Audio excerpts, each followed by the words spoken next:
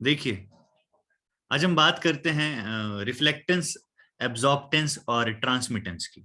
ठीक है, we are going to talk about reflectance, absorptance and transmittance.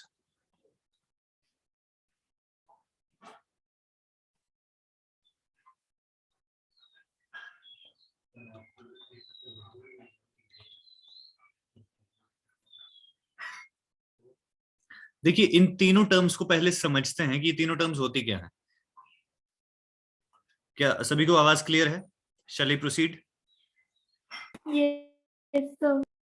ठीक है, मान लीजिए लेट्स से कि एक ऑब्जेक्ट है, लेट्स टेक एन ऑब्जेक्ट ये, एंड लेट्स से कुछ रेडिएशन इस पर इंसिडेंट करती है। क्या हो रहा है इस पे? यहां पर रेडिएशन क्या हो रही है? गिर रही है इस पे, there is some incident radiation on it.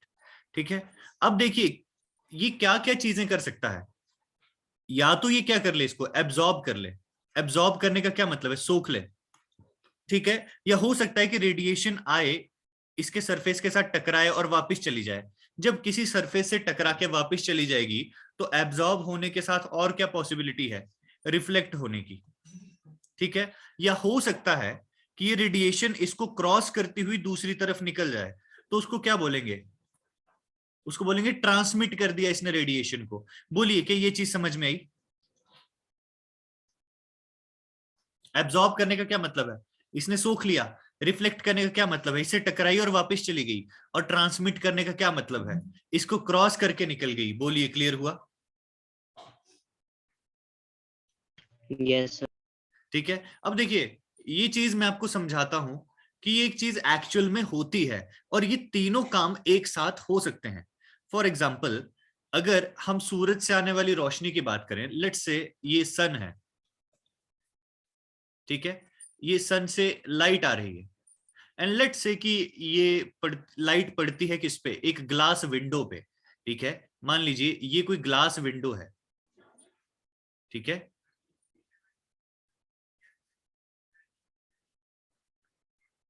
ये कोई ग्लास विंडो है, शीशे की एक विंडो है। अच्छा, अब मुझे एक चीज बताइए, अगर धूप पड़ रही है एक ग्लास विंडो पर और आप उस ग्लास विंडो को जाकर टच करें, क्या आपको गर्म फील होगी?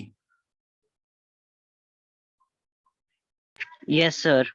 इसका मतलब क्या है? इसने एब्जॉर्ब किया है, इसने हीट एब्जॉर्ब की है। अगर हीट एब्जॉर्ब की है तब इसका टेम्परेचर बढ़ा है, तब आपको वो गर्म फील हो रही है।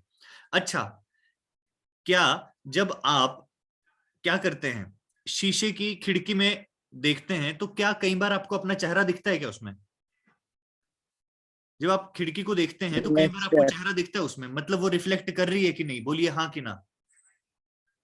यस सर, कर रही है। कर रही है। रिफ्लेक्ट होने का क्या Yes, मतलब sir. है? अगर आपको अपना रिफ्लेक्शन उसमें दिख रहा है तो मतलब वो रिफ्लेक्ट करती है। और ट्रांसमिट होने का क्या मतलब है? देखिए, जैसे मान लीजिए खिड़की के एक तरफ आप खड़े हैं।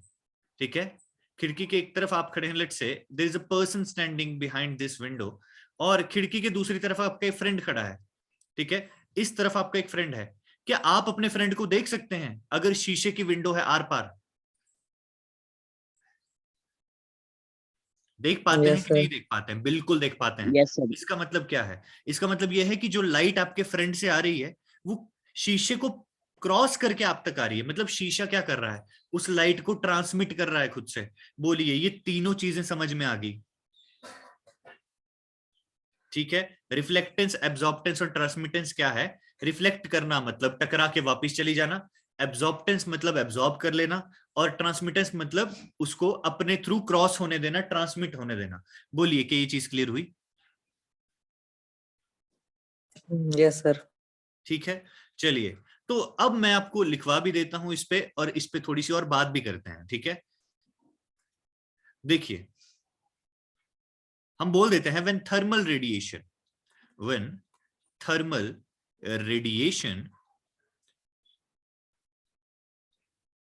फॉल्स ऑन अ बॉडी, जब एक थर्मल रेडिएशन किसी बॉडी पर गिरती है, when thermal radiation falls on a body, then it is partly reflected ठीक है, कुछ पार्ट उसका रिफ्लेक्ट हो जाता है,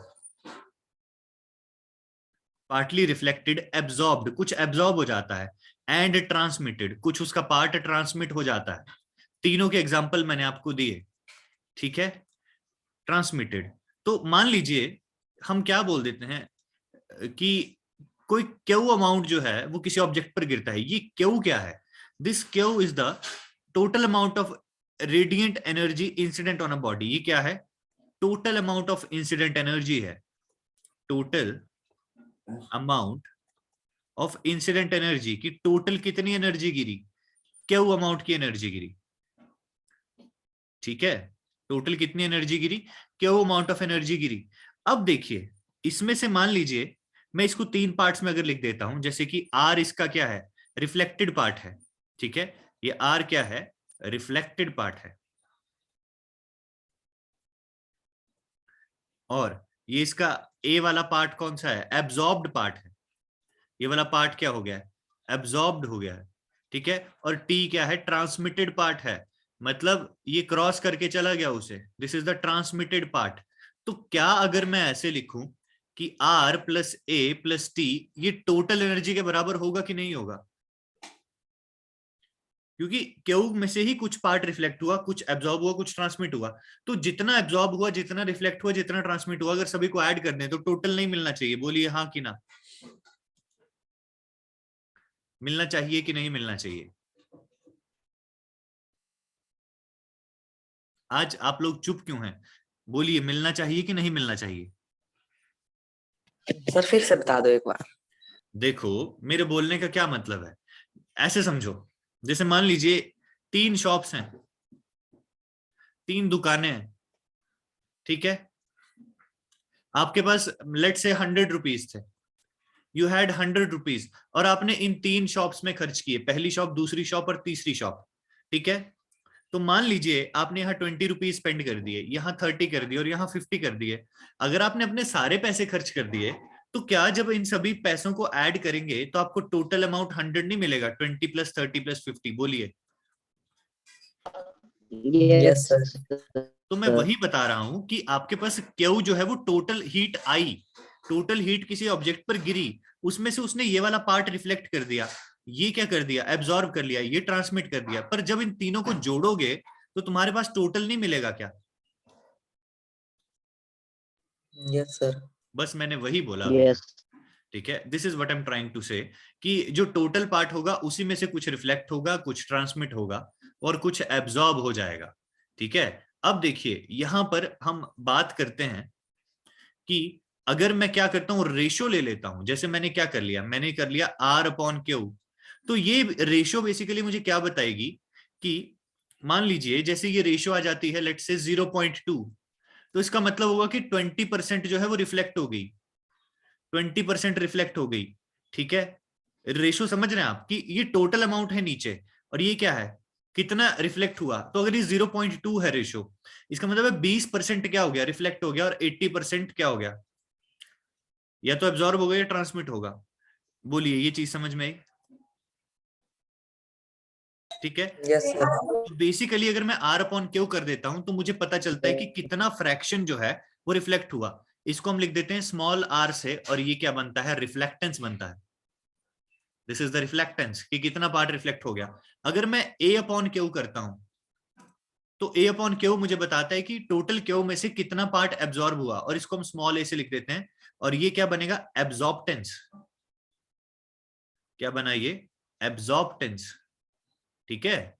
और अगर मैं क्या करता हूं, लेट से मैं टी अपॉन क्यू करता हूं, तो मुझे क्या पता चलेगा कि टोटल क्यू में से कितना ट्रांसमिट हुआ। इसे मैं स्मॉल टी से लिख दूं तो इसे क्या बोलेंगे, ट्रांसमिटेंस।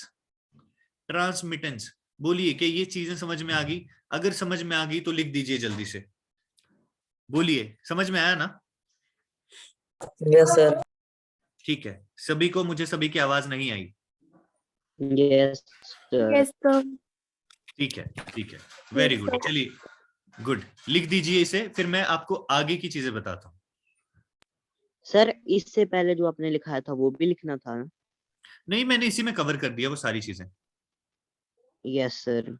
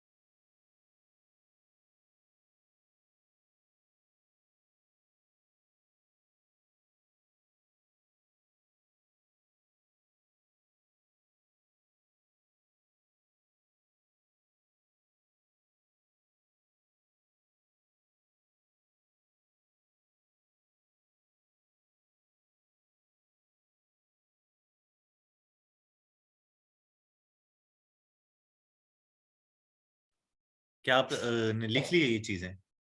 Yes sir. ठीक है, चलिए अब देखिए, तो हमने क्या बात की? हमने बात की रिफ्लेक्टेंस की, एब्जॉर्प्टेंस की और ट्रांसमिटेंस की। ये हमें बताता है कि कितना पोर्शन आया और उसमें से कितना रिफ्लेक्ट हो गया। ये बता रहा है कितना एब्जॉर्ब हो गया और ये बता रहा है कितना ट्रांसमिट हो गया। ठीक है, पर अब देखिए होता क्या है कि जैसे मान लीजिए हम लाइट को ऐसे इमेजिन कर सकते हैं एक वेव की तरह। वी कैन इमेजिन इट कि वो एक वेव है। ठीक है, अब देखिए अगर ये वेव कुछ ऐसी दिखे यहां पर, तो आप देख सकते हैं कि वेव की लंबाई बढ़ रही है, लेंथ बढ़ रही है। बोलिए क्या फील कर रहे हैं? Yes sir. इसको क्या बोलते हैं? जैसे मान लीजिए ये देखिए, यहां से लेकर के यहां तक लेट्स से कि एक कंप्लीट वेवलेंथ है। इसे हम लैम्डा से डिनोट करते हैं। ठीक है, इसे हम किससे डिनोट करते हैं? लैम्डा होता है wavelength.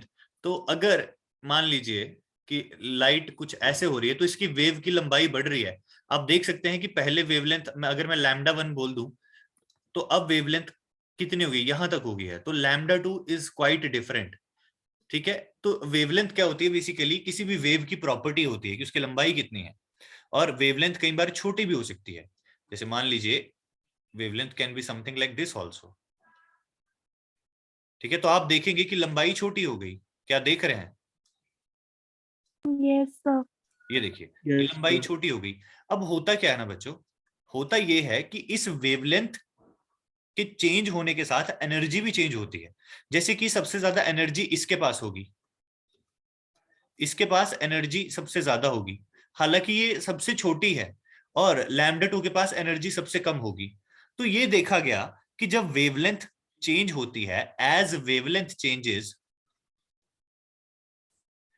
Wavelength of incident light changes, ऐसा बोलना ज्यादा ठीक रहेगा, as wavelength of incident light changes. तो ये देखा गया कि इन टर्म्स की वैल्यू इनकी वैल्यू चेंज हो जाती है। ठीक है, तो मतलब ये किस पे डिपेंड करते हैं? इंसिडेंट वेवलेंथ पे डिपेंड करते हैं कि कितनी लाइट गिर रही है उसकी वेवलेंथ क्या है। ठीक है, सो मैं यहां पर शॉर्ट फॉर्म में लिख देता हूं, R A and T depend upon wavelength of incident light, depend upon wavelength of incident light।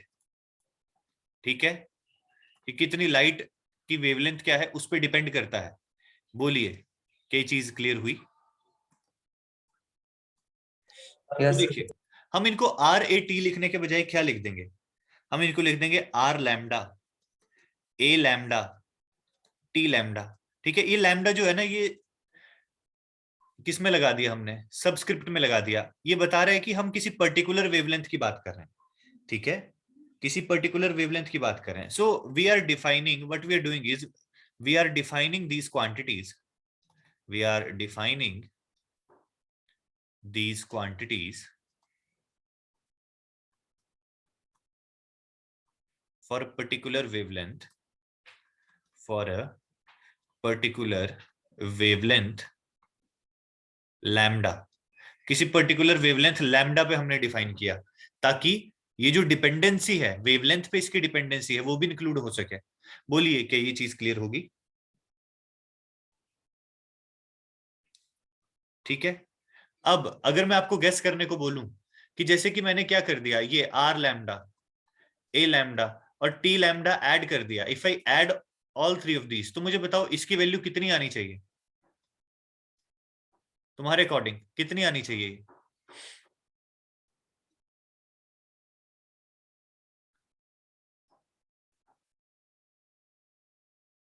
हाँ स्पर्श, क्या लगता है कितनी आनी चाहिए?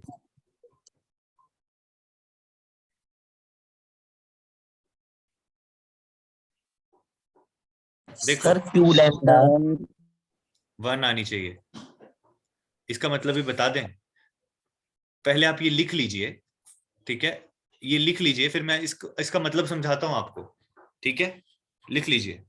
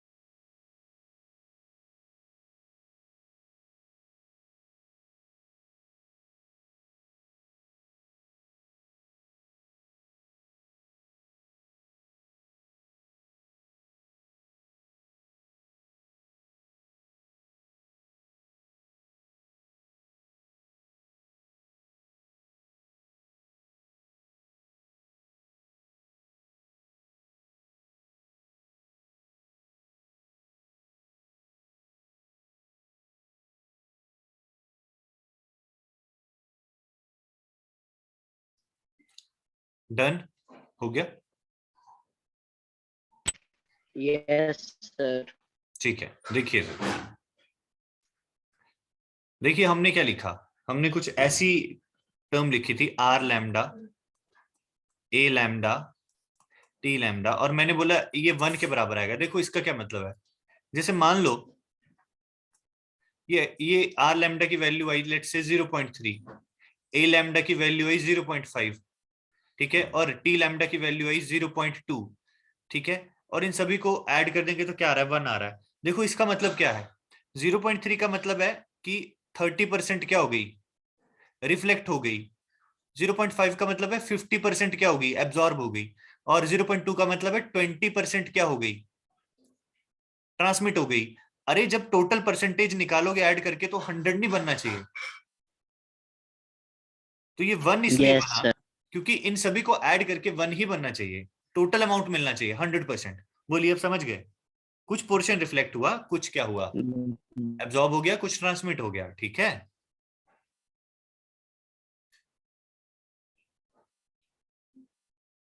बोलिए समझ गए?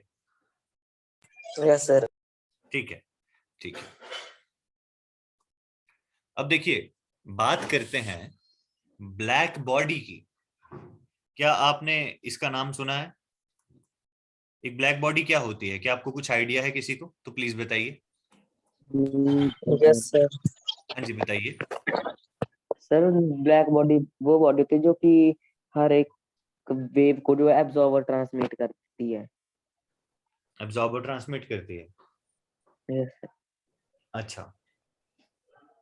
देखिए ब्लैक बॉडी को कैसे डिफाइन करते हैं, देखिए एक ब्लैक बॉडी वो बॉडी होती है जो ना रिफ्लेक्ट करती है ना ट्रांसमिट करती है, सारी की सारी को एब्जॉर्ब कर लेती है। सो मैं यहां लिख देता हूं कि अ black body is one, a black body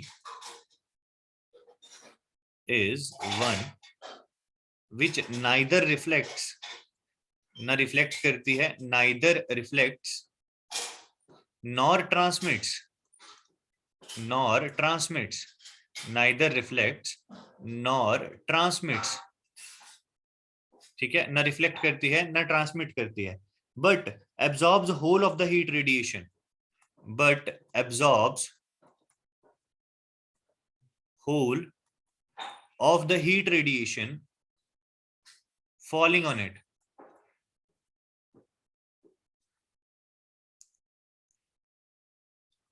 अब मेरी बात ध्यान से सुनिए, अगर वो एब्जॉर्ब भी कुछ नहीं, वो सारा का सारा एब्जॉर्ब ही कर लेती है, तो जैसे हमने एक रिलेशन लिखा था, ये एब्जॉर्बटेंस प्लस रिफ्लेक्टेंस प्लस ट्रांसमिटेंस, ये कितना आ रहा था, 1, ठीक है। अब ये कोई रिफ्लेक्ट करेगी क्या, नहीं करेगी, ये ट्रांसमिट करेगी क्या, नहीं करेगी, तो इसकी एब्जॉर्बटेंस कितनी आ जाएगी, 1 आ जाएगी। बोलिए ये बात समझ में आ गई? तो एब्जॉर्बटेंस 1 आने का मतलब क्या है कि जितनी भी लाइट इस पे आ रही है ये एब्जॉर्ब कर रही है। तो ए अपॉन क्यू का क्या मतलब है, देखो ये क्यू क्या है, ये टोटल अमाउंट कितना आया, टोटल अमाउंट कितना गिरा इस पे, ठीक है, और ये ए क्या है, अमाउंट कितना एब्जॉर्ब किया इसने। और अगर ये पूरा का पूरा एब्जॉर्ब कर लेगा तो ऊपर वाला नंबर नीचे वाले नंबर के बराबर हो जाएगा और ये वैल्यू 1 आ जाएगी। बोलिए क्या समझ में आ गई? तो ब्लैक बॉडी को बताने का एक और तरीका क्या है कि a body in which absorptance equals 1, एब्जॉर्बटेंस किसके बराबर हो जाता है, 1 के बराबर हो जाता है। बोलिए क्या ये बात समझ में आ गई? Yes, sir. Yes sir. समझ में आ गई। तो देखिए अब ब्लैक बॉडी की एक और प्रॉपर्टी है, ब्लैक बॉडी को जब हीट किया जाता है, ठीक है, अपॉन हीटिंग देखिए इसमें क्या होता है, upon heating it emits, upon heating it emits wavelengths of all possible radiations, wavelengths of all possible radiation, जितनी भी रेडिएशंस पॉसिबल हैं ये सभी को क्या करती है, sorry radiation of all possible wavelength होना था, it emits radiation of all possible wavelengths, radiation of all possible wavelength, कि जितनी भी पॉसिबल वेवलेंथ्स हैं वो सारी की सारी यहां से आएंगी, ठीक है। मतलब हीट करने पे पर ये चीज ध्यान रखनी है, कब कर रही है ये एमिट, हीट करने पर ये हर वेवलेंथ को एमिट करेगी, ठीक है, ये होती है ब्लैक बॉडी। ठीक है, और कोई भी ऑब्जेक्ट प्योरली ब्लैक बॉडी होता नहीं है, पर हम बात करेंगे अभी थोड़ी देर में कि लेबोरेटरी में ऐसी बॉडी कैसे बनाई जाती है जो ब्लैक बॉडी की तरह एक्ट करे। ठीक है, तब तक के लिए आप ये चीजें लिख दीजिए।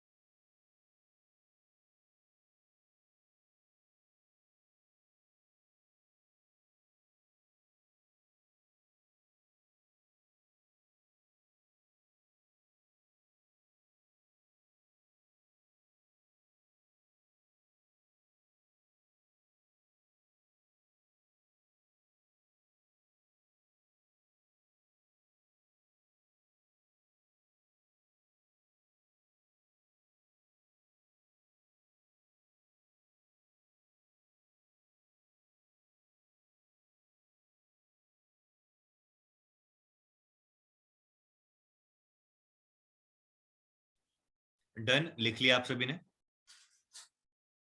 Yes sir.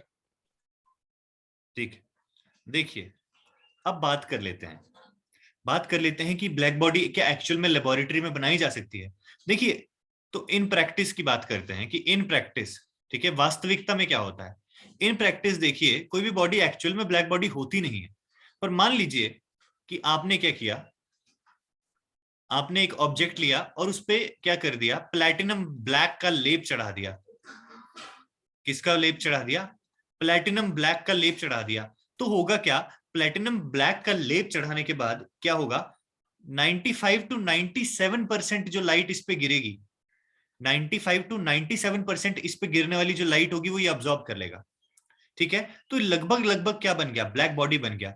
अच्छा, पर हमें एक दूसरी प्रॉपर्टी पता है कि जब इसे हीट करें, ठीक है, तो क्या होना चाहिए, हर पॉसिबल वेवलेंथ निकलनी चाहिए। कि यही दो चीजें बताई मैंने कि सारी की सारी रेडिएशन अब्सॉर्ब होनी चाहिए और हीट करने पे हर पॉसिबल वेवलेंथ निकलनी चाहिए। पर जब हम इसे हीट करते हैं, when we heat it all possible wavelengths are not emitted, all possible wavelengths are not emitted, her possible wavelength नहीं निकल पाती है, wavelengths are not emitted। ठीक है, और अगर ऐसा होता है तो क्या ये ब्लैक बॉडी कहला सकती है? क्या नहीं कहलाएगी। इसका मतलब क्या है कि हमें कुछ और करने की जरूरत है। तो देखिए, ये चीज ऑब्जर्व की जाती है कि अगर हमारे पास ये ऐसे एक शीट की होने के बजाय, शीट की तरह होने के बजाय क्या हो, एक कैविटी हो। ठीक है, if we talk about a cavity, if we take a cavity, cavity समझते हैं क्या? मैं आपको समझाऊं कैविटी क्या होती है। देखिए, क्या भी कभी आपने ऐसा किया है कि जैसे रेत का ढेर लगा हो और आपने ऐसे हाथ रखा हो अपना, जैसे लेट से आपने हाथ ऐसे रखा, आपने रेत का ढेर लगाया अपने हाथ पे ऐसे। ठीक है, ऐसे हम रेत का एक ढेर लगाएं अपने हाथ के ऊपर और हाथ को निकाल लें। कभी ऐसा किया आपने? कभी ना कभी किया होगा। अरे सुन रहे हैं कि नहीं सुन रहे? Yes sir. कभी ना कभी ऐसा किया होगा कि जैसे रेत के साथ खेल रहे हैं, हाथ ऐसे रखा, रेत का ढेर लगाया, हाथ निकाल लिया, जो अंदर जगह बनती है ना हाथ हटाने के बाद, उसको कैविटी बोलते हैं। बोलिए, समझ गए? Yes sir. और दांतों में भी यस कैविटी सर। लगती है, कीड़ा लग जाता है तो छेद हो जाता है ना एक। आई होप आप समझ पा रहे हो कैविटी होती क्या है। समझ गए? Yes sir. Yes sir. सभी समझ गए? ठीक है, देखिए, तो अगर हम एक कैविटी लें, ठीक है, मैं एक कैविटी ले लेता हूं, मान लीजिए कुछ ऐसी, ये मैंने एक कैविटी ले ली, इसमें हल्का सा एक स्पेस रखा, यहां पर ये वाली ओपनिंग रखी एक यहां पर, ताकि लाइट यहां घुस सके, एंटर कर सके। ठीक है, ये ओपनिंग है इधर। ठीक है, और ये कैसी है, बंद है बाकी। और इसके अंदर हमने क्या कर दिया, ब्लैक कलर का लेप चढ़ा दिया। ठीक है, ब्लैक कोटिंग कर दी, ठीक है। मान लीजिए इसके अंदर हमने क्या कर दी, जैसे ये आ गई आपके पास कैविटी, यहां पर इधर हमने क्या कर दी, ब्लैक कोटिंग कर दी, काली रंग की कोटिंग कर दी। तो क्या करेगा, काला रंग बहुत अच्छा एब्जॉर्बर होता है, तो जितनी भी लाइट यहाँ कैविटी से ऐसे घुस के अंदर आएगी वो उसको एब्जॉर्ब कर लेगा, ठीक है। अच्छा, पर हम नहीं चाहते कि लाइट इससे बाहर निकले, जैसे कि टकरा के बाहर जा भी सकती है, क्योंकि आपको पता है कि जैसे एक मिरर होता है ना, अगर लाइट ऐसे सीधी गिरे नॉर्मल के साथ, ठीक है, तो उसी रास्ते पे वापस चली जाती है। अगर मान लीजिए नॉर्मल के साथ एंगल पे गिरे ऐसे, तो उसी एंगल पे वापस जाती है, पर अगर बिल्कुल सीधी गिरे जैसे इधर गिरी, तो उसी एंगल पे वापस चली जाएगी। तो हमें ये भी डर रहता है क्या, कि लाइट ऐसे आएगी या रेडिएशन ऐसे आएगी और यहाँ टकरा के वापस भी जा सकती है। तो हम इसको यहां से कैसी शेप दे देते हैं, हम इससे ऐसी शेप देते हैं, पॉइंटी सी शेप, ऐसी शेप दे देते हैं। अब देखिए होगा क्या, जब आपके पास जैसे लाइट ऐसे आई और यहां टकराई, तो जब ये ऐसे सरफेस पे सीधी टकराएगी तो नॉर्मल के साथ एंगल पे ही टकरा रही है। देखिए, क्या आप समझ पाए, एक ऐसा सरफेस है ना अंदर, लाइट ऐसे सीधी टकराई, नॉर्मल तो सरफेस के परपेंडिकुलर आएगा ऐसे, तो ये एंगल ऑफ इंसिडेंस है और ये एंगल ऑफ रिफ्लेक्शन हो जाएगा। तो लाइट ऐसे टेढ़े सरफेस से टकरा के क्या है, अंदर ही घूमती रहेगी, रिफ्लेक्ट होती रहेगी। तो एक तरीके से जो लाइट एक बार एंटर कर गई वो बाहर बहुत मुश्किल से निकल पाएगी, और ये क्या बन जाएगी, परफेक्ट एब्जॉर्बर बन जाएगी। बोलिए कि ये बात समझ में आई? Yes, sir. ठीक है, मतलब हमने क्या कर दिया, हमने बहुत स्मार्टली क्या किया, एक कैविटी बनाई, और ये चीज देखी गई कि अब अगर इस कैविटी को हीट करें, ठीक है, upon heating this cavity, upon heating this cavity, all possible wavelengths are emitted, all possible wavelengths are emitted, जितनी भी पॉसिबल वेवलेंथ थी ना वो सारी की सारी निकलती हैं। तो हम इसे क्या बोल देते हैं, एक ब्लैक बॉडी बोल देते हैं, और इस एक्चुअल में इसका एक नाम है, इसे फेरीज ब्लैक बॉडी बोला जाता है। क्या बोला जाता है इसे, फेरीज ब्लैक बॉडी बोला जाता है। तो मैं इसे लिख देता हूं, this is called Fery's black body. ठीक है, उम्मीद है समझ में आ रहा होगा तुम लोगों को। ठीक है, क्या सभी को समझ में आ रहा है? Yes Yes, sir. ठीक है, तो लिख दीजिए जल्दी Yes, से, sir. और फिर अगली बातें करते हैं।